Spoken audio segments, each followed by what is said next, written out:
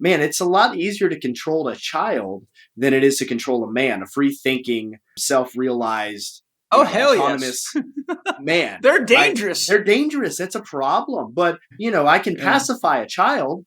Here's your binky. Here's Or your a video blankie. game or some porn. Here's some porn. Right, right. Here's a football game. Enjoy. Here, have some beer and some chicken wings and enjoy. Sadly, this is kind of what masculinity has been kind of funneled towards. Is like, all right, there's this safe masculinity that society has allowed, where it's like you can have your football, you can have your beer and your cigar, you can have your man room, but it's a very sterile or neutered idea of masculinity. But most men, when they think about manly stuff, they think about cars and all of these very worldly, superficial, thank you, very superficial, just watered down versions of what a man could and should be. And again, this isn't, I mean, I was a pro athlete, so I can't poo-poo it too much, but it's like, man, if the peak of your masculinity revolves around a group of other men, watching a group of other men play a sport, again, you're vicariously living